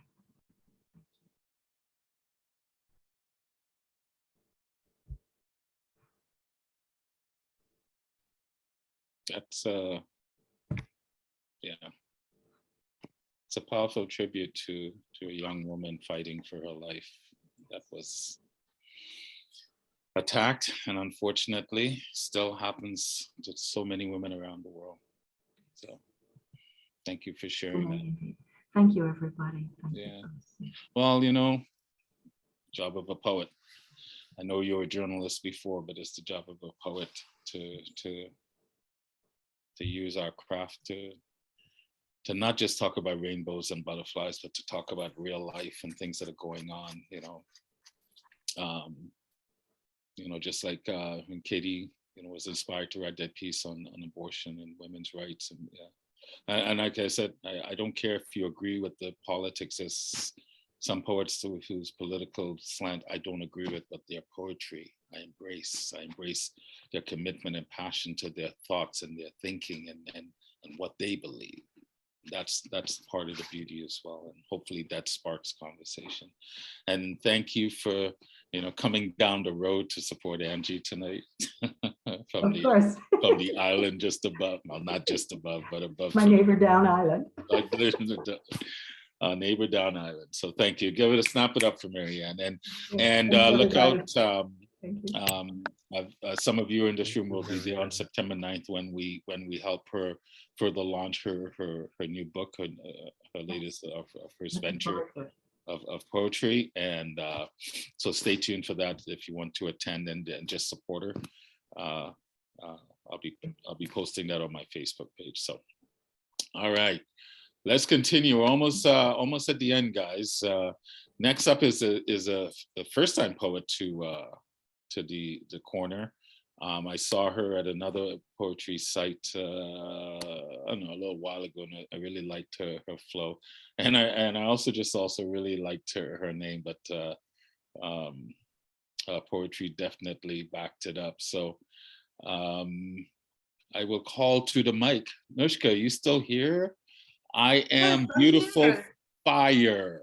That's hello. Yes. Hello, everybody. Beautiful fire. So the mic is yours, my friend. Thank you so much. I thank you each for this opportunity and for everybody who has shared thus far. I have a few pieces that I would like to read for you all. This first one is called Play Us a Song. Since we're on our way, play us a song from our radio, a song of victory with fiery beats of triumphant abilities.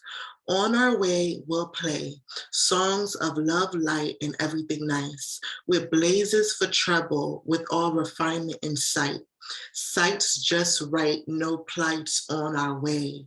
Play us a song from our radio, a tune of refinery after repeated agility of fuel-laced trajectories towards gold victories. Play us a song from our radio of solidarity, where we're one with disc jockeys that don't mind playing repeats of divine destinies, of those who lived beautifully, victory after victory. Play us a song from our radio. We're on the way, we'll let it play respectfully. So that was piece number 1, and I hope you all enjoyed it. And I have another piece called Crackling Pops. Awakened by the crackling pops of the fire we set last night. Victory dance to the fire, victory dance to the pops. A melodious rhythm, a sound for all to hear. All rebels to our goodness were burned up in the fire that blazed through the night, leaving a canister empty and nothing but refinement behind.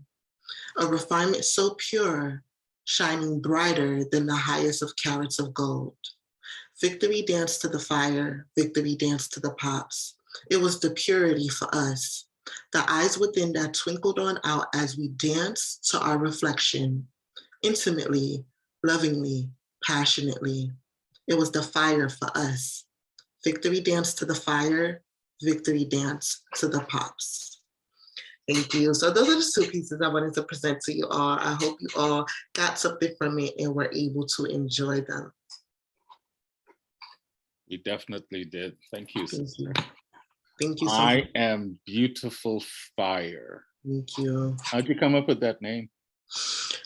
Actually, my godparents, you know, we all go through a process where we have to shed the old and come onto the new.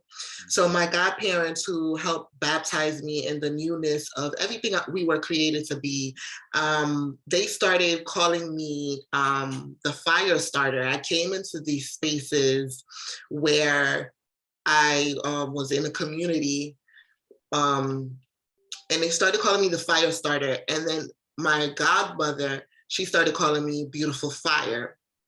And what ended up happening was I was like, this is so beautiful, because when you get new life and when your life is redirected towards trueness, then you have to take on a new name. So of course, I respect and honor my earthly parents who named me Nushka, and that name actually means grace and favor, and it's carried me for a very long time. Yet Beautiful Fire is just something that I'm moving forward in, because it encompasses everything that I desire to live out and breathe and be. So I'm thankful to my spiritual mentors who were able to see that, you know, I'm full of that warmth and that passion and everything that fire is, which is refinement, purification, passion, all of those things that fire signifies is what I came into their space with. And I took on the name, and I'm glad that I was given it. Wow, it's a fitting name. Like I said, my first time I saw you in that open mic in New York, I was just like, okay, I want to know this young woman. So thank you so much. I appreciate each and every one of you who have commented, who support. And the @ is my Instagram, and you can find me at Beautiful Fire on all platforms. So YouTube, Instagram, Facebook, and all of these different spaces.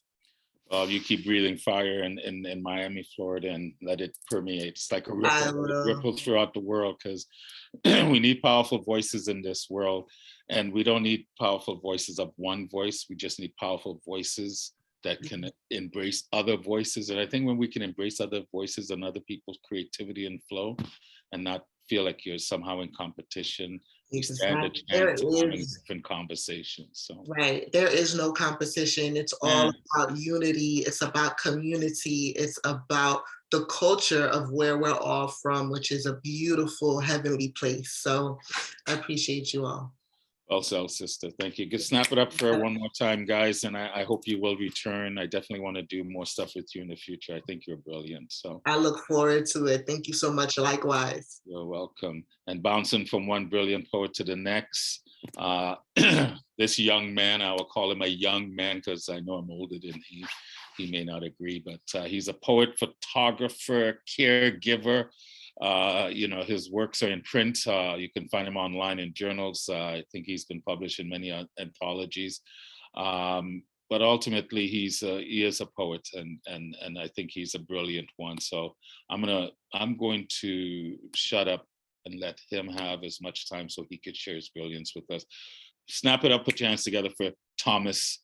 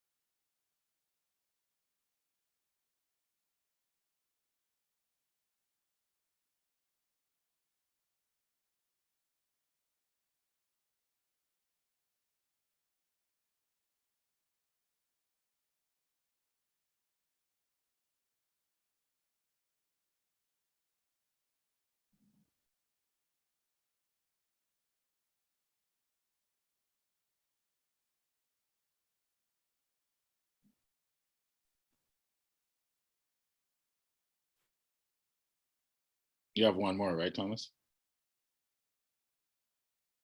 Just the two? Really? Well, I'm being selfish right now. I would like one more, if you don't mind. Can I ask you something before you do this? Because I know you kayak. Does that play a role in the poetry that you write? That kayaking, outdoorsy stuff that you do? Like, is that a place that you go for to be invisible?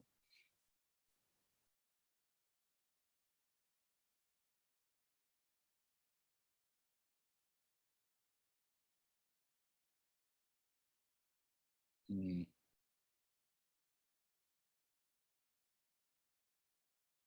Because that's what I get from your poetry.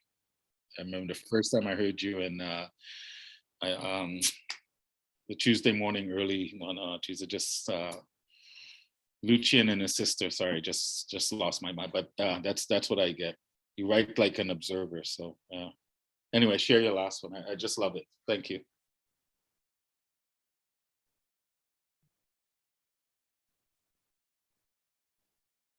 Oh. Looks like he froze. It's funny, that was his concern about being here this morning. And even for us, Marianne, when we're doing the 9th, he was concerned about his cover. All right, well, Thomas, can you start again because you froze? Yep.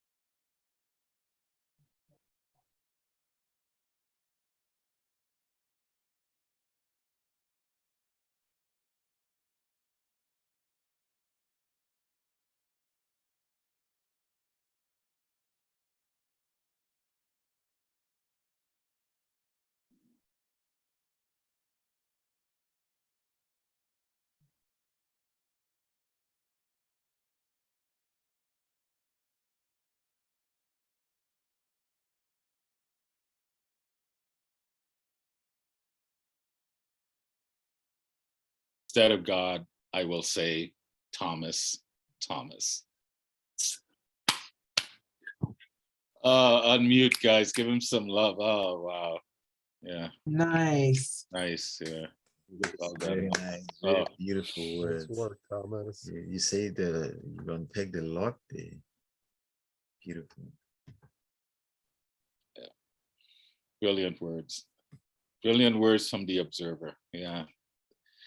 Your poetry is beautiful, my friend. Your prose, writings, whatever we want to call it. Because sometimes, I don't know, I think sometimes poetry feels too restricting for some of the pieces that we all write. And I think we can all feel that way about ourselves. So thank you for that. I look forward to hearing more of your stuff. I always do, actually, I always do.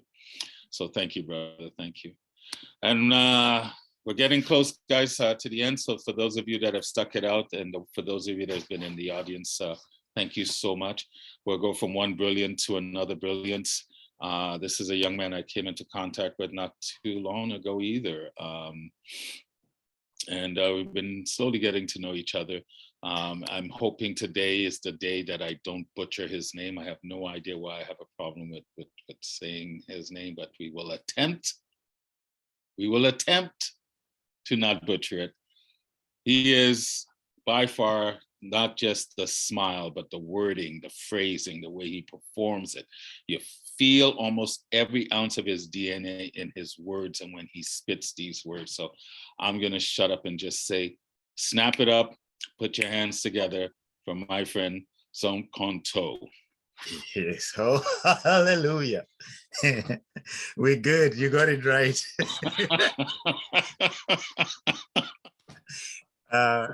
Thank you, everyone. I love you, brother. Have a good thank set. you. Thank you for your words. Very healing. And thank you for always waking up to write magic like the words that you write. Thank you so much.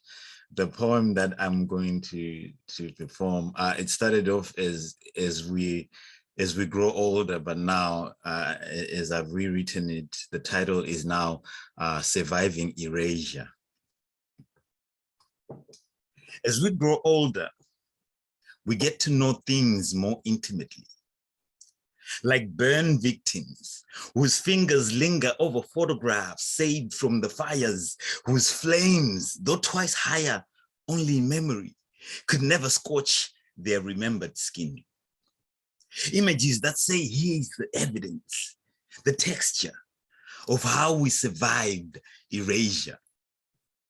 We measure time as if each second carries desires and mysteries that can only be known by feeling a little deeper, running our fingers over the ashes of the phoenixes that burned down where we once stood, thinking that maybe we could rummage in those ashes and perhaps salvage a feather as a keepsake. The one that rejected the inferno and ejected itself. Reclaim it and weigh it in our hair and say, even though this belongs to the person I burned down, I weigh it next to my crown. Proof that I did not learn to fly today. I survived erasure. As we grow older, it becomes less about why the sun rises, but that the surprise lies in how the sun reminds us of the resilience and resplendence of our own spirit. That we emerge from our dreams like jet streams into another day, collecting in our own mouths like spring water, baptizing the lips of eardrums with kisses of poems and hymns. We know that the moon knows of the moon dust in our eyes, which glows when comets and shooting stars light up the sky. And we are once more alive with possibility, becoming fireworks till infinity. We become masters of both joy and tragedy and can emerge from long silences with a renewed love affair with our own native tongues. Those that survived erasure. We know that everything slung on one's back for too long needs to be placed down and left right there on the ground. That favorite songs should be played once too often, so that should our houses be burned down, we have immortalized the sound of music. We spend our days as children erasing concepts we don't even understand. I mean, how many of us still use erasers up to this day? You know, the ones at the end of that pencil full with lead, like our brothers laying dead in the streets, the ones who didn't survive erasure. And we become accustomed to having been alive this long, longer than park, longer than big, longer than ancient trees. We learn that trees dress up in colors in the fall as if for a prom dance, and that our own breath is a homecoming breath of itself from the world's fires, and that each morsel of air clears the smoke like a mother's hand. We understand that not all things can possibly be remembered, but that faces etched in the flesh of our memories canvas are like a compass back to the worlds we have lived, the lives we have touched, and that every brush stroke is a moment in time. The beauty of knowing we are here. We have been painted in place. Every coat of skin, every coat of our being. We are here because we belong in the picture. We belong in the photograph. And as we run our fingers on it, we become comforted by the defiance that for all the things that tried to burn us alive, we still survived erasure. We survived erasure. We survived erasure. Thank you.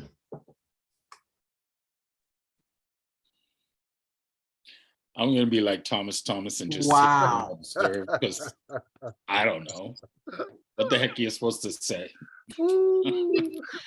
There is Oh, nothing for to such a say. young one, my friend, you have a breadth and depth of knowledge and wisdom and of this world that's beyond your years.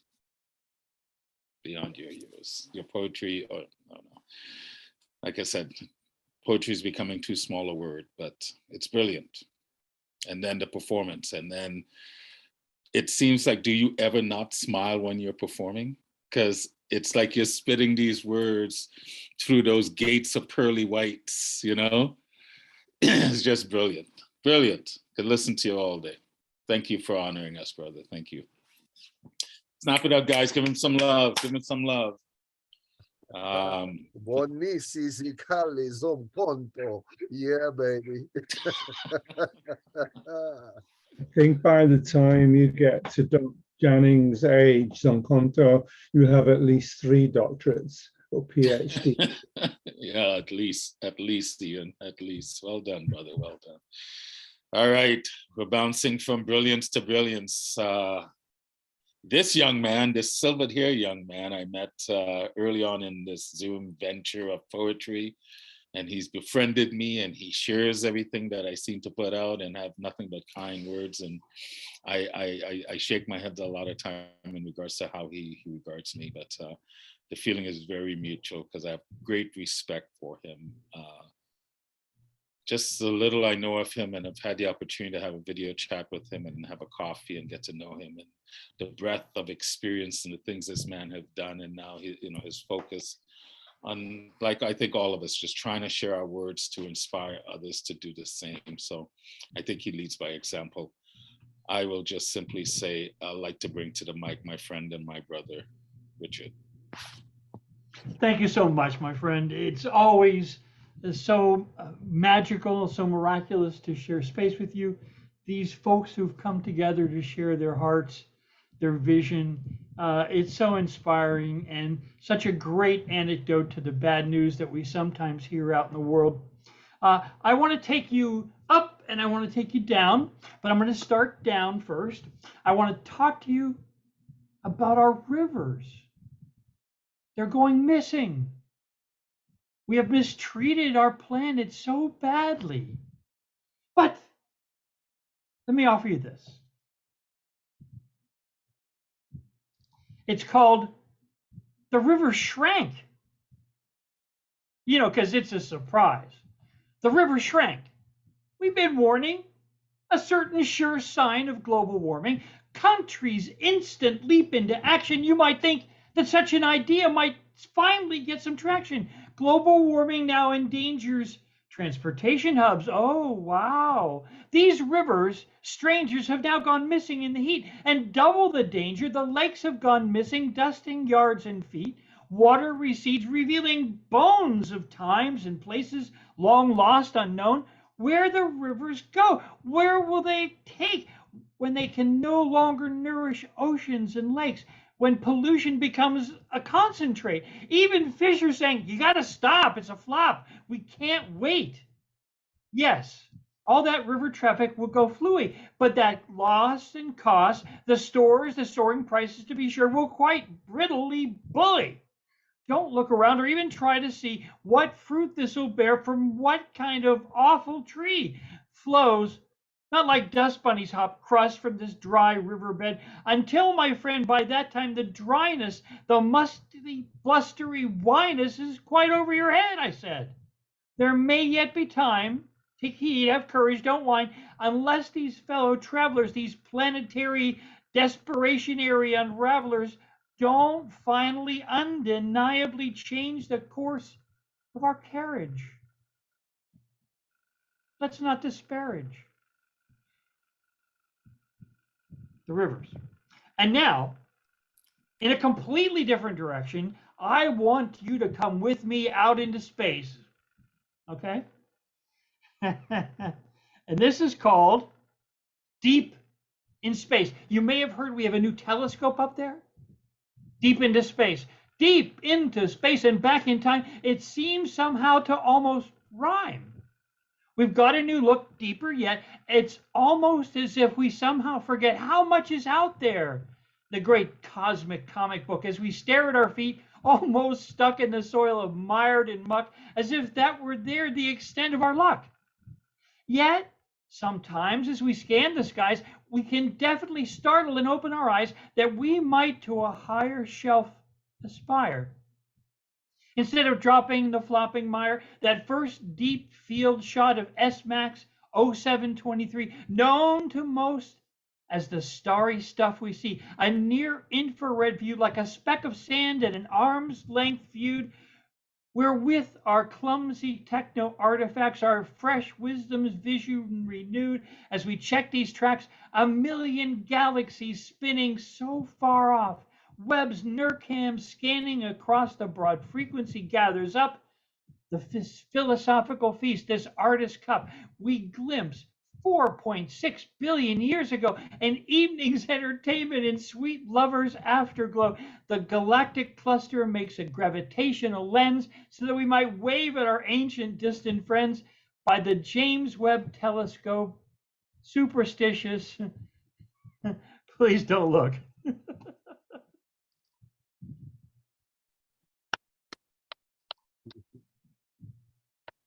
Thank you all for the wonderful work that you do.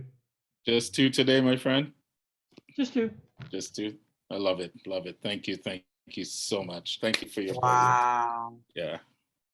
Thank you for the reminder, Rick, that we do need to Rick, not just take care of the planet, but I always believe the planet is just a reflection of how we take care of each other.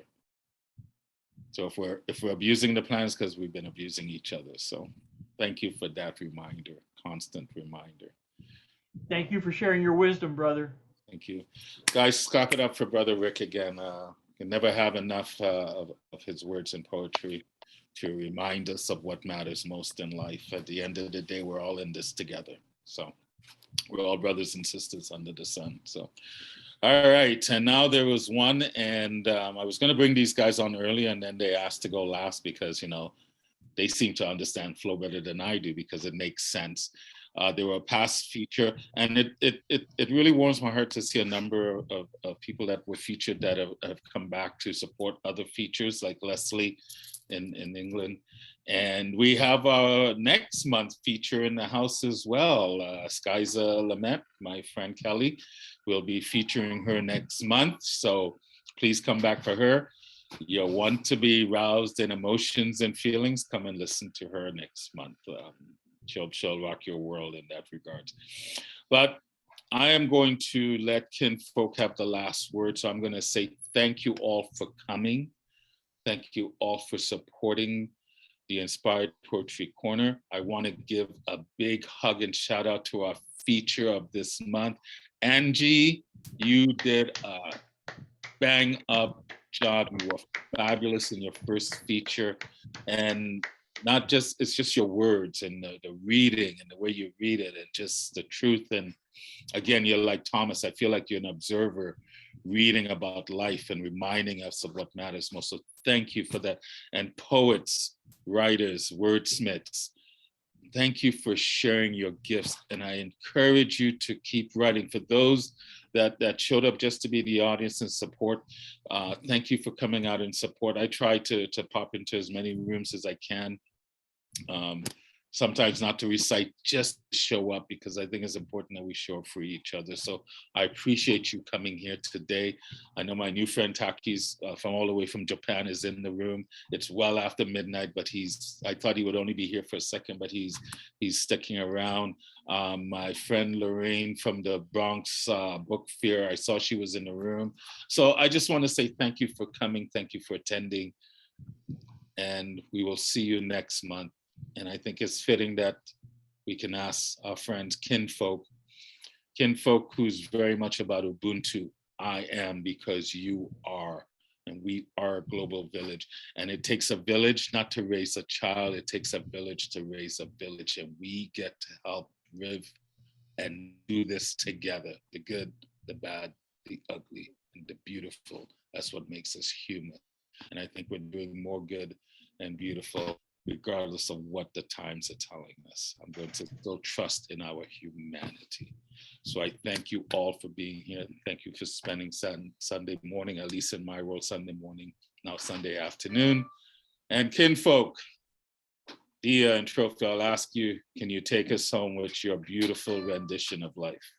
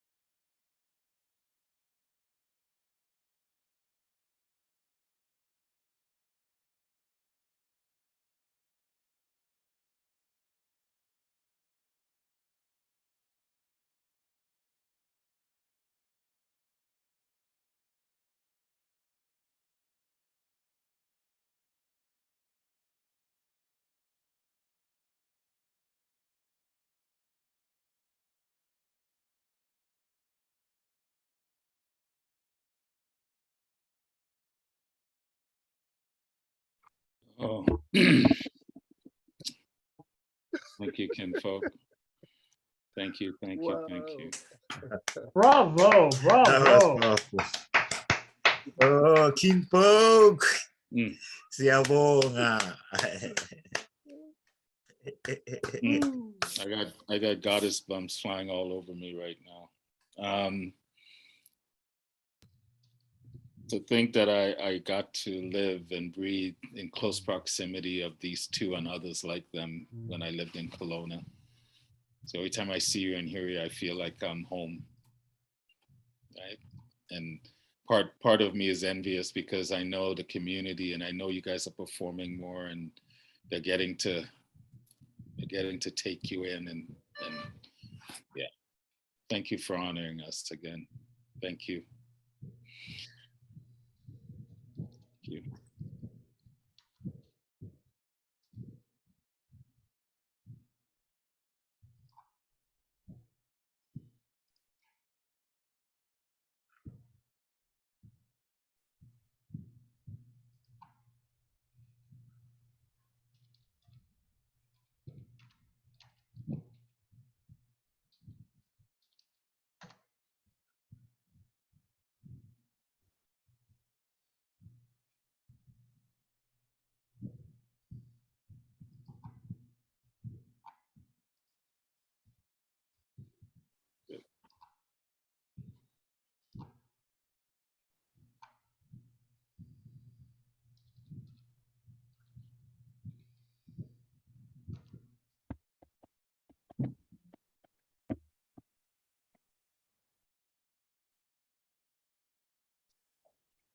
Well, I appreciate the kind words. And like I said to Angie earlier, all I did was open the door for you, my friend. You guys had to walk through and be yourselves and let the world see you. I just opened the door. That's it.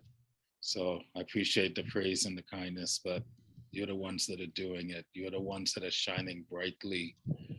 You know, you're the one that's getting out of your own way and allowing things to flow and having the courage to ask and embrace people for who they are, despite all the history and the harshness. So kudos to you for enriching my life. Ubuntu. Ubuntu. Yes, sir.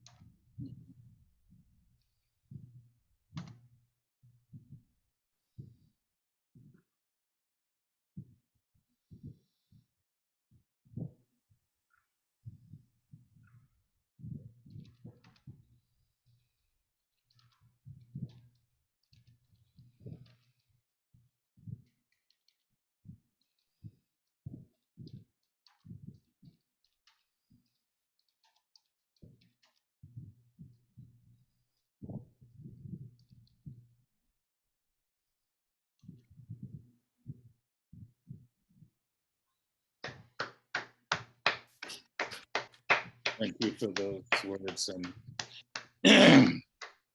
so Gonto, I remember hearing that piece, and yeah, and like that's why I said the words I said about him. But I feel the same way about all the poets that were here today. You know, Thomas and and Marianne and Angie and Jennifer and even the ones that we didn't get to hear tonight, like TA and that just came to support. So I just want to say thank you all. And look, be gentle with yourself so you can be gentle with someone else.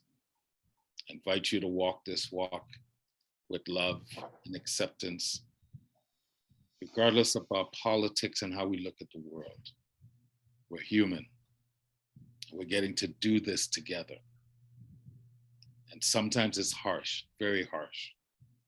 But we're still getting to do this together because we're underneath this big canopy this big blue sky that we all get to share and breathe this air. This is why I love Ubuntu. I am because you are. I don't do this by myself, and I don't walk on this planet by myself. I love you all. Whether we agree or not, I love you because we are human.